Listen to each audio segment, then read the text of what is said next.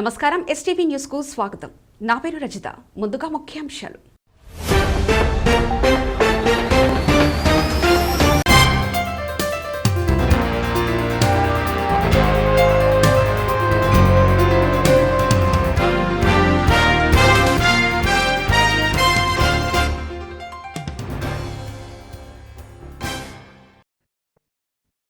Kaleshwaram project కూలిందంటూ ప్రచారం చేస్తున్న CM Revanth రెడ్డికి ఒక బండ కట్టి రంగనాయక సాగర్ లో వేస్తే కాళేశ్వరం కూలిందో లేదో తెలుస్తుందంటూ హరీష్ రావు చురకలు వేశారు. కేసీఆర్ హరీష్ రావును బండగట్టి అనలేదో నాగార్జున సాగర్ లేస్తా అని మాట్లాడిండు. రేవంత్ రెడ్డి ఏమంటుండు, కాళేశ్వరం కూలింది అంటుండు. ఒకసారి సిద్దిపేటకు రా, నీకు బండగట్టి నిన్ను రంగనాయక సాగర్ లో ఎత్తేస్తా, నువ్వు మునుగుతావా తేలుతావా చూస్తాం.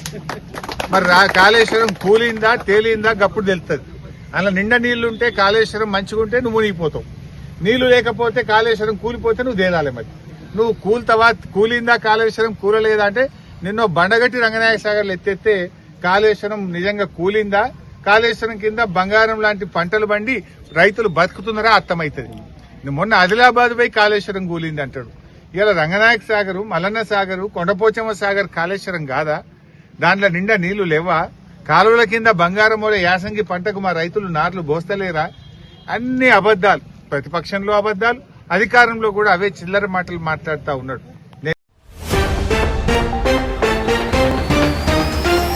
సిద్దిపేట జిల్లా చిన్నకోడూరు మండల కేంద్రంలోని మక్క పంట కొనుగోలు కేంద్రాన్ని పరిశీలించి రైతుల సమస్యలు అడిగి తెలుసుకున్న మాజీ మంత్రి ఎమ్మెల్యే హరీష్ రావు రేవంత్ రెడ్డి ప్రభుత్వం తీరును తప్పుపట్టారు.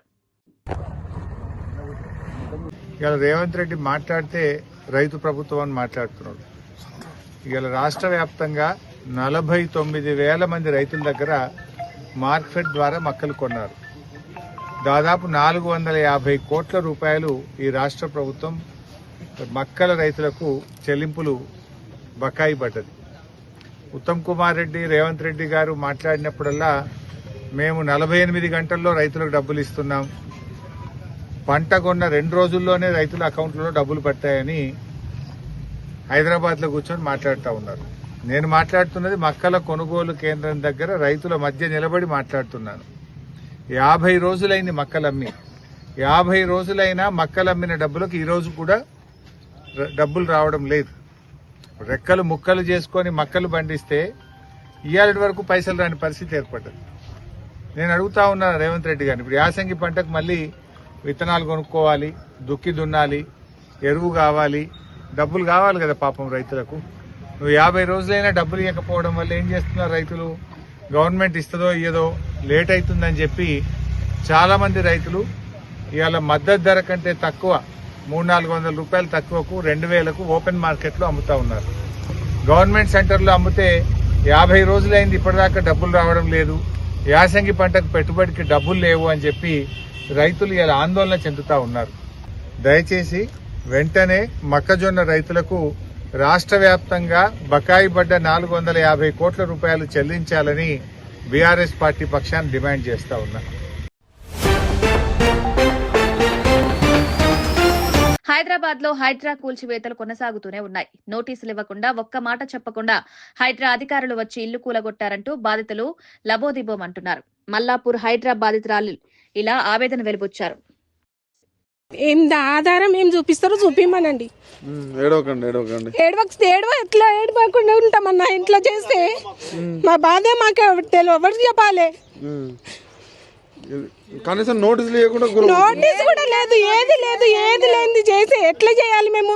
అది రూపాయి జమ చేసుకుంటూ కొన్నామన్నా మేము. మా పరిస్థితి ఏంటిది? ఇది మాది రూపాయి ఖర్చు పెట్టుకుంటే మేము జమ చేసి కట్టుకున్న ఇల్లు అది. ఇప్పుడు కూలగొట్టి వేసి పక్కకి వెళ్ళిపోయినాడు. పక్కకి వెళ్ళిపోతే మాకు మేము ఎక్కడ ఉండాలి?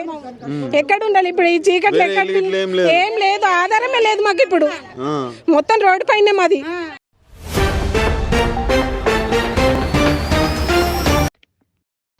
వరంగల్ జిల్లాలో పంచాయతీ ఎన్నికల ప్రచారంలో చేస్తున్న బీఆర్ఎస్ ప్రచార రథాన్ని కాంగ్రెస్ నాయకులు పోలీసులు అడ్డుకున్నారు.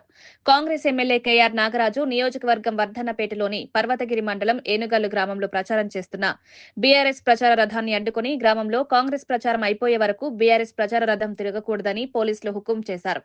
పర్వతగిరి మండలం మల్యాతండాలో ఎన్నికల కోడ్ను ఉల్లంఘిస్తూ వ్యవసాయ మార్కెట్లో ప్రచారం నిర్వహించిన కాంగ్రెస్ నాయకులు కార్యకర్తలను మాత్రం పోలీసులు చూసి చూడనట్టు వదిలివేశారు. మాకు ప్రచార రథం వెహికల్ పర్మిషన్ వచ్చేసి 5వ తారీఖు నుండి 9వ తారీఖు దాకా వచ్చిందండి. మేము ఆల్రెడీ ఇటు బస్టాండ్ నుండి ప్రచార రథ వెహికల్ వెళ్తున్నాము. ప్రచారం చేసుకుంటే మా సౌండ్స్ పెట్టుకొని వెళ్తుంటే మాకు ఆల్రెడీ ఇన్ఫర్మేషన్ ఇచ్చారు మీటింగ్ జరుగుతుంది అని. సైగా వాళ్ళు చేయలూపడంతోనే రిటర్న్ వచ్చేస్తున్నాం. సౌండ్తోనే ఆల్రెడీ రిటర్న్ వచ్చేసి మేము గల్లీకి వెళ్తున్నాం. ఆల్రెడీ మాకు రిటర్న్గా వచ్చేసి బండి అడ్డం పెట్టి పోలీసు వాళ్ళు మా మీకు దౌర్జన్యంగా బెదిరించుకుంటూ వచ్చి అసలు ఏ సౌండ్ బంద్ అని చెప్తున్నాడు, నువ్వు ఎందుకు పెడుతున్నావు అసలు అని మాట్లాడుతున్నాడు. దౌర్జన్యంగా కొట్టడానికి బాగా ఆయన ఇష్టం ఉన్నట్టుగా మాట్లాడుతున్నాడు. ఆయన మాట్లాడే అధికారం ఎక్కడిది అసలు? ఫస్ట్ మాకేమైనా పర్మిషన్ లేదా? పర్మిషన్ లేకుండా తిరుగుతున్నామా?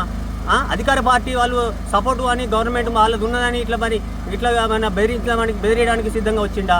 ఎందుకు వచ్చింది? నేను నువ్వు సౌండ్ ఎందుకు బంద్ చేయవు, నువ్వు అసలు ఎందుకు వస్తావు ఇటు అని మాట్లాడతాడు. అంటే మాకు పర్మిషన్ లేదా? మాకు పర్మిషన్ ఉంటే కదా మేము తిరగడం కూడా.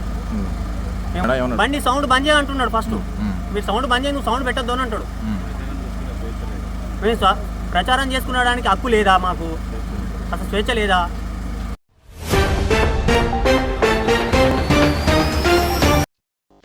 మహబూబాబాద్ మాజీ ఎమ్మెల్యే బానోత్ శంకర్ నాయక్ ముఖ్యమంత్రి రేవంత్ రెడ్డి సలహాదారు వేం నరేందర్ రెడ్డి తీరుపై ఆగ్రహం వ్యక్తం చేశారు. నరేందర్ రెడ్డి స్వంత గ్రామంలో ప్రజల పట్ల అనుసరిస్తున్న తీరును తప్పుపడుతూ పద్ధతి మార్చుకోవాలని హితవు పలికారు. ఈరోజు ఆర్పన్పల్లిలో స్థానిక ఎలక్షన్లో క్యాంపెయినింగ్కు రావడం జరిగింది. ఇక్కడ గౌరవ పెద్దలు వేం నరేందర్ రెడ్డి గారు ఉన్నారు. వేం నరేందర్ రెడ్డి గారి మనసులో ఆర్పన్పల్లిలో ఉన్న మా రాజు గారికి, అభ్యర్థి సర్పంచ్ అభ్యర్థికి, అలాగే గ్రామంలో ఉన్న అభ్యర్థులను భయప్రాంతులకు గురి చేస్తున్నారు. ఇది మంచి పద్ధతి కాదు అని చెప్పేసి నేను రిక్వెస్ట్ చేస్తున్నాను. ఈ ప్రజాస్వామ్యంలో కొట్లాడే హక్కు అందరికీ ఉంది, మాట్లాడే హక్కు అందరికీ ఇచ్చింది భారత రాజ్యాంగం ప్రకారం ఆర్టికల్ 19 ప్రకారం. వేం నరేందర్ అన్న, మీరంటే మాకు గౌరవం. ఎలక్షన్లో అందరూ పోటీ చేసే హక్కు ఉంది. ఎవరికి ప్రజలు ఎన్నుకుంటే వాళ్ళు గెలుస్తారు, అంతే తప్ప భయప్రాంతాలకు గురి చేస్తే గెలుస్తామనడం అది మూర్ఖత్వం. అది మీ విఘ్నతకే వదిలేస్తున్నాం. ఏది ఏమైనా దమ్ము ధైర్యం ఉంటే ఎలక్షన్లో నిలబడి గెలవండి. ఎందుకు భయప్రాంతాలకు గురి చేయాలి? మేము 10 సంవత్సరాలు పరిపాలించాము. మేము ఎవరికైనా భయపెట్టామా? ఎవరికైనా చేశామా? కులాలకు అతీతంగా, మతాలకు అతీతంగా, పార్టీలకు అతీతంగా మేము అభివృద్ధి చేశాం. మా అభివృద్ధి కనబడుతుంది ప్రజలకు. మేము ఇవాళ మీ మీద గౌరవం ఉంది. మున్సిపాలిటీ అన్నీ మేము చేస్తే ఒక జీవో కాపీ మీరు తీశారు, అది మీరు బహిరంగంగా చెప్పారు. మీరంటే మాకు గౌరవం ఉంది. కానీ ప్రజలను భయపెట్టడం, ఇంకా ఎన్ని సంవత్సరాలు భయపెడతారన్నా 2 సంవత్సరాలు భయపెడతారు, తర్వాత పరిస్థితి ఏంటిది? కాబట్టి దయచేసి భయప్రాంతాలకు గురి చేయవద్దని నేను ఆర్పన్పల్లి అక్కలకు, అన్నలకు, ప్రజలకు, నా పార్టీ శ్రేణులకు నేను మీకు చెప్తున్నా. దయచేసి మీకు ఈగ వాళ్తే కాపాడుకునే బాధ్యత మాకే. భయపడకుండా మన రాజుగా.